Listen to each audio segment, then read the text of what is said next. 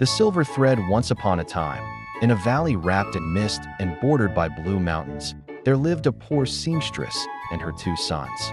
Their cottage stood at the very edge of the village, where the cobbled road gave way to wild grass and thistle. The elder son, Roland, was clever with words and quick with charm. He laughed easily and spoke of grand futures. The younger, Tomas, was quiet and thoughtful. He worked steadily beside his mother, mending coats, stitching sleeves. Their mother often said, "Fine words may fill the air, but steady hands fill the pot." Roland would smile at that and promise that one day he would earn enough gold that she would never sew another stitch. Tomas would simply nod and thread another needle. One autumn, when the leaves burned red and gold upon the trees, a notice was nailed to the village well. The king's only daughter was to be married, but not for wealth, not for rank. The one who could bring her the rarest gift in all the kingdom would win her hand. Roland's eyes shone. "This is my moment," he declared. "I will travel to the capital and return with glory." Their mother hesitated. The world is not won by talk alone. But Roland had already packed his satchel. Tomas said nothing. He watched his brother stride down the road with a confident wave. The road to the capital was long and wound through forests thick with pine and shadow. On the second day of his journey, Roland came upon an old woman sitting by the roadside. "Good sir," she called gently, "might you help me gather these?" Roland adjusted his coat. "I am on urgent business," he replied. "Surely someone else will pass this way." And he continued on without looking back. By the time he reached the capital, he had acquired what he believed to be a marvel, a golden music box encrusted with jewels. When presented at court, it chimed sweetly, but the princess only smiled politely. "It is beautiful," she said, "but not rare." For gold and jewels were plentiful in the palace.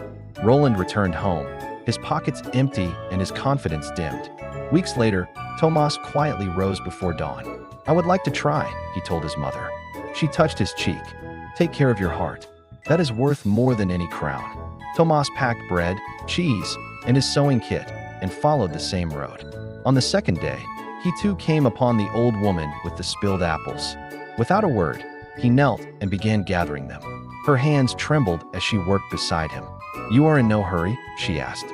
"There is always time to help," Tomas said softly. When the apples were safely returned to her basket, he noticed her shawl was torn. "If you allow me," he said, "I can mend that." He stitched carefully, reinforcing the worn fabric with thread from his own kit. When he finished, the repair was nearly invisible. The old woman studied him with bright, searching eyes. "You have given me time, kindness, and skill," she said. "I have little to give in return, but take this." From her basket, she drew a simple spool of silver thread. It shimmered faintly in the light. "Whatever you mend with this will reveal its true nature." Before Tomas could ask what she meant, she was gone. Puzzled but grateful, Tomas continued to the capital. The palace was grand beyond imagining. Marble columns, silk banners, courtiers in embroidered finery. When his turn came to present a gift, Tomas stepped forward, holding nothing but the small wooden spool. Murmurs rippled through the hall. "That is his treasure?" someone scoffed. Tomas bowed to the princess. "I bring no gold," he said, "only the chance to see clearly." He asked for an old tapestry from the palace wall. It was faded and worn, its once bright threads dulled by time. With steady hands, he threaded the silver strand through a needle and began to mend a tear near its edge. As the thread passed through the cloth, the colors bloomed. The faded reds deepened. The pale blues brightened like summer sky. Hidden patterns, long obscured, shimmered into view. Gasps filled the hall. The princess rose from her seat and stepped closer. "Again," she whispered. He stitched another seam. And as he did, not only did the fabric mend, but the small stains and weak places revealed themselves clearly. The king leaned forward. "What is this magic?"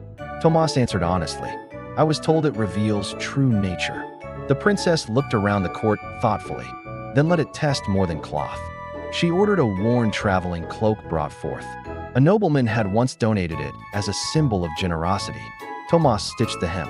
At once, the fabric darkened in places, revealing hidden rot and cheap lining beneath its rich outer wool. The nobleman turned pale. The court fell silent. Then the princess smiled, not at the exposed falsehood, but at Tomas. "A kingdom needs clear sight more than glitter," she said. Tomas did not boast. He did not kneel dramatically. He simply stood, holding the humble spool. The princess chose him. In time, he became known not for wealth or splendor, but for fairness. With the silver thread, he mended more than garments. He examined trade goods, inspected armor, and restored old village banners so their history could shine again. And wherever falsehood tried to hide behind polish, it was revealed. As for Roland, he learned something too. He returned to help his mother sew.